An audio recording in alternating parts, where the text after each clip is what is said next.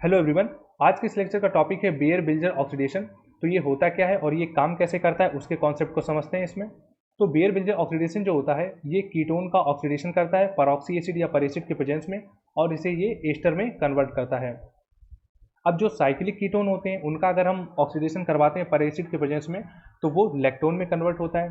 तो यहाँ पे देखा जाए ये जो परऑक्सी एसिड है इसका ये जनरल फॉर्मूला दे रखा है RCO3H। तो यहाँ पे इसके कुछ एग्जांपल देखते हैं RCO3H के। जैसे यहाँ पे फर्स्ट एग्जांपल दे रखा है MCPBA का। तो MCPBA को बोला जाता है मेटा क्लोरो परबेंजोइक एसिड, तो ये इसका स्ट्रक्चर हो जाएगा। एंड सेकेंड दे रखा है यहाँ पे HCO3H। तो HCO3H को बोला जाता है परऑक्सी फॉर्मिक एसिड। एंड थर्ड यहाँ पे दे रखा है CH3CO3H, इसको बोला जाता है peroxy acetic acid. And fourth दे रखा है यहाँ पे PHCO3H, इसे बोलते हैं परऑक्सी बेंजोइक एसिड। तो ये इसके एग्जाम्पल हो जाएंगे RCO3H के। अब यहाँ पे एक चीज़ देखते हैं कि ये वाला जो इसमें जो ग्रुप लगा है ये बताता है कि ये पर एसिड है या परऑक्सी एसिड है। तो ये पहचान होती है पर एसिड की। तो यहाँ पे जहाँ भी ये लगा होगा O बॉन्ड H तो वो एक पर एसिड बोला जाएगा। अब जैसे यहाँ पर कार्बोक्सिलिक एसिड लेते हैं RC डबल बॉन्ड OH। अब अगर इसकी रिएक्शन हम परऑक्साइड के साथ में करवाएं, परऑक्साइड में जैसे H2O2 ले रखा है तो ये क्या करता है इसको कन्वर्ट कर देता है परऑक्सी एसिड में। जैसे R bond C double bond H, ये इसको परऑक्सी एसिड में कन्वर्ट कर देता है। अब यहाँ पर ये कैसे हुआ, तो यहाँ पे देखो जो परऑक्साइड है इसका स्ट्रक्चर कुछ ऐसा बनेगा। तो इसके साथ में ये वाला जो H है और इसके साथ में ये जो O जुड़ा है तो ये O जो होता है वो यहाँ से निकलता है और यहाँ पे आके जुड़ जाता है और यहाँ पे ये परऑक्सी एसिड का फॉर्मेशन हो जाता है। यही काम हुआ है यहाँ पर। ये जो कीटोन है वो परऑक्सी एसिड के प्रेजेंस में एस्टर में कन्वर्ट हुआ है। तो यहाँ पर क्या होता है, ये जो परऑक्सी एसिड का ये जो H है और इसके साथ में ये जो O जुड़ा है तो ये O क्या करता है यहाँ से निकलता है और यहाँ पे आके जुड़ जाता है और यहाँ पर ये एस्टर का फॉर्मेशन हो जाता है। अब ये जो O यहाँ से निकलता है और यहाँ पे ये जो जुड़ता है ये डायरेक्टली ऐसे ही नहीं जुड़ जाता है, ये जुड़ता है माइग्रेटरी एप्टीट्यूड के अकॉर्डिंग। तो जिसका माइग्रेटरी एप्टीट्यूड ज़्यादा होगा वो उसकी साइड में आके जुड़ेगा। अब ये माइग्रेटरी एप्टीट्यूड के लिए मैं एक यहाँ पे ये ऑर्डर बता रहा हूँ, इस ऑर्डर को आप समझ लीजिएगा। इसी के अकॉर्डिंग आपको ओ को जोड़ना है। जैसे यहाँ पे सबसे ज़्यादा माइग्रेटरी एप्टीट्यूड जो होता है वो H का होता है, फिर उसके बाद में टर्सरी का होता है, फिर सेकेंडरी का होता है, फिर फिनाइल का होता है, फिर 1 डिग्री का होता है और सबसे लास्ट में मिथाइल का होता है। तो इसी के अकॉर्डिंग हमें ओ को जोड़ना है। तो यहाँ पर इस ऑर्डर को हमें याद रखना है।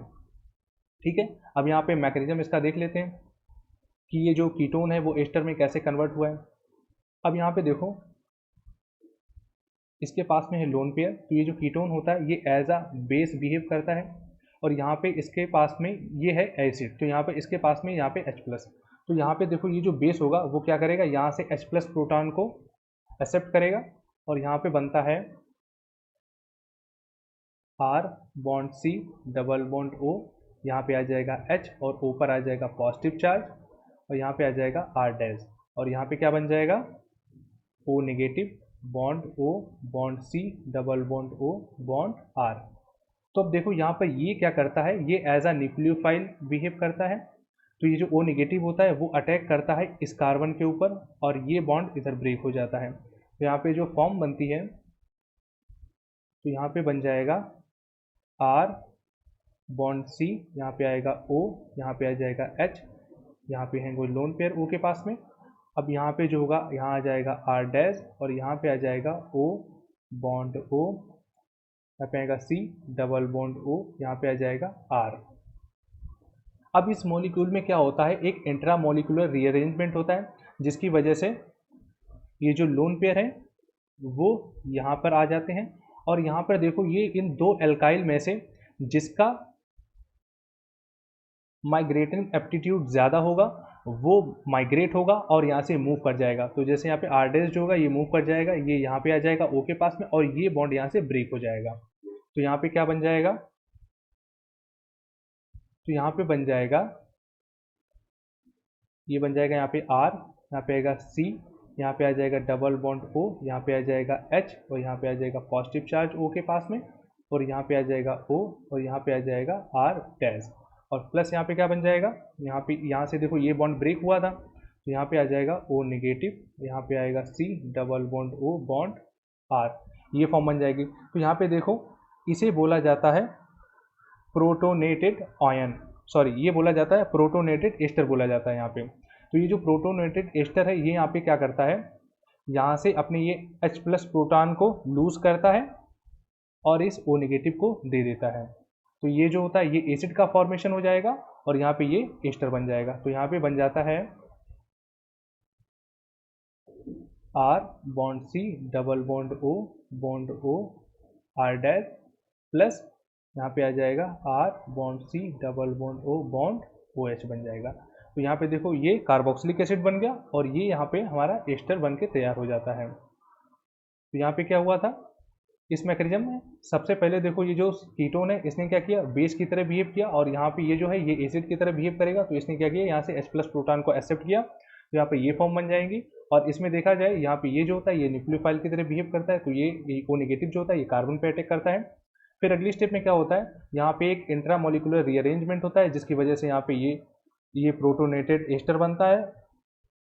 अब ये प्रोटोनेटेड एस्टर क्या करता है, यहाँ से अपना ये H प्लस प्रोटॉन को लूज करता है और इसे दे देता है। तो यहाँ पे ये बन जाता है एसिड बन जाएगा और यहाँ पे ये एस्टर का फॉर्मेशन हो जाता है। तो ये इसका मैकेनिज्म हो गया। अब मैकेनिज्म उतना इंपॉर्टेंट नहीं होता है बट फिर भी आप समझ लो कि ये कैसे पूरा प्रोसेस हुआ है। अब इसके क्वेश्चन करते हैं तो और क्लियरिटी आ जाएगी। तो यहाँ पे देखो फर्स्ट क्वेश्चन दे रखा है हमें, इसकी रिएक्शन RCO3H के साथ में हो रही है। तो यहाँ पे देखो दोनों तरफ इसने CH3 लगा रखा है। तो जब दोनों तरफ CH3 लगा रखा है तो हमें क्या करना है, इसमें O का एडिशन करना है। तो दोनों में से किसी भी तरफ O को जोड़ सकते हो, कोई फर्क नहीं पड़ेगा। यहाँ पे क्या हो जाएगा, CH3 bond C double bond O, यहाँ पे आ जाएगा O, यहाँ पे आ जाएगा CH3, ये प्रोडक्ट आ जाएगा हमारा। नेक्स्ट क्वेश्चन है यहाँ पे, अब देखो ये एक साइक्लिक कीटोन दे रखा है। तो साइक्लिक कीटोन में देखो यहाँ पर भी ये 2 डिग्री है, यहाँ पर भी ये 2 डिग्री है। तो दोनों में से किसी भी तरफ O का एडिशन हो सकता है। यहाँ पे आ जाएगा O और यहाँ पे आ जाएगा O। तो यहाँ पे तो कितने कार्बन है, 1 2 3 4 1 5, तो 5 कार्बन है। तो यहाँ पे ये एडिशन इसका ऐसे हो जाएगा 1 2 3 4 5, यहाँ है 1 2 3 4 5। तो ये यहाँ पर देखो लेक्टोन में कन्वर्ट हो जाता है, इसे लेक्टोन बोला जाता है। तो यहाँ पर देखो ये 5 मेंबर रिंग थी और इसका ऑक्सीडेशन हुआ तो यहाँ पर ये 6 मेंबर रिंग बन जाती है और ये लेक्टोन बोली जाती है। नेक्स्ट क्वेश्चन है यहाँ पे, तो यहाँ पे देखो जब इसका ऑक्सीडेशन होगा तो हम क्या करते हैं, ये वाला जो ग्रुप है पूरा ये माइग्रेट हो जाता है और यहाँ पे एनहाइड्राइड बन जाता है। यहाँ पे आ जाएगा डबल बॉन्ड O, यहाँ पे आ जाएगा O, यहाँ पे आ जाएगा डबल बॉन्ड O CH3, तो ये प्रोडक्ट इसमें आएगा। नेक्स्ट क्वेश्चन है, अब यहाँ पे देखो ये जो C डबल बॉन्ड O है इसकी साइड में देखो ये लगा है H और यहाँ पे लगा है फिनाइल। तो फिनाइल और H में देखा जाए जो माइग्रेटरी एप्टीट्यूड है वो H का ज़्यादा होता है, तो H की तरफ O जुड़ेगा आके। यहाँ पे क्या बन जाएगा, ये हो जाएगा फिनाइल और यहाँ पे लगा है C डबल बॉन्ड O और जो O होगा वो H की तरफ यहाँ पे ऐसे आके जुड़ जाएगा। तो ये प्रोडक्ट आ जाएगा हमारा।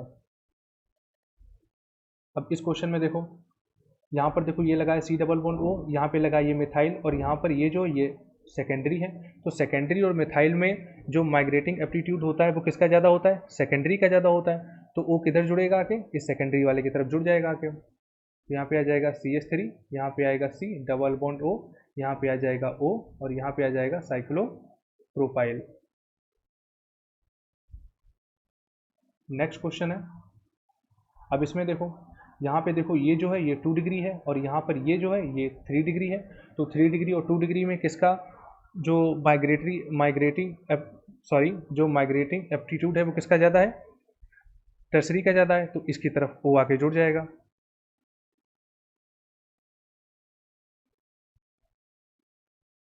यहाँ पे आ जाएगा डबल बॉन्ड O, यहाँ पे आ जाएगा O और यहाँ पे ये ऐसे बन जाएगा ये। तो ये प्रोडक्ट आ जाएगा इसमें। अब नेक्स्ट क्वेश्चन है, अब इसमें देखो तो यहाँ पर भी एनाइड्राइड का फॉर्मेशन हो जाएगा। तो यहाँ पे यह आ जाएगा C डबल बॉन्ड O, यहाँ पे आ जाएगा O, यहाँ पे double bond O, B carbon ये से जुड़ जाएगा। तो ये प्रोडक्ट आ जाएगा इसमें, जहाँ पे एनाइड्राइड का फॉर्मेशन हो जाएगा। नेक्स्ट क्वेश्चन दे रखा है इसमें, अब यहाँ पे देखो यहाँ पर ये लगा रखा है मिथाइल इसमें और यहाँ पर ये टर्सरी है। तो इन दोनों में से जो माइग्रेटिंग एप्टीट्यूड है वो किसका ज़्यादा है, वो टर्सरी का ज़्यादा होता है, तो इसके साइड में यहाँ पे ओ जुड़ जाएगा आके, यहाँ पे आ जाएगा, ये बन जाएगा यहाँ पे ऐसे, और यहाँ पे आ जाएगा ओ, इधर जुड़ जाएगा, तो यहाँ पर ये ऐसे ही बना रहेगा, डबल बॉन्ड वो CH3 आ जाएगा यहाँ पे। अब नेक्स्ट क्वेश्चन दे रखा है यहाँ पे देखो, तो यहाँ पे देखो इधर दे रखा है मिथाइल ग्रुप, अब यहाँ पे लगा रखा है फिनाइल, और मिथाइल और फिनाइल में किसका माइग्रेटरी एप्टीट्यूड ज़्यादा होता है, तो फिनाइल का माइग्रेटरी एप्टीट्यूड ज़्यादा होता है मिथाइल से, तो H जो होगा वो फिनाइल की तरफ जुड़ जाएगा आके।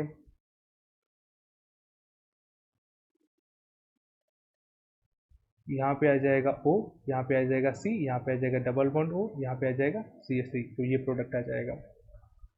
तो बस इतना ही है बेयर बिल्जर ऑक्सीडेशन का कॉन्सेप्ट। तो इसमें बस क्या करना है, माइग्रेटरी एप्टीट्यूड को ध्यान में रखना है कि किसका ज़्यादा होगा, उसके अकॉर्डिंग ही हमें ओ को जोड़ना है, बस और कुछ नहीं करना है इसमें। Thank you.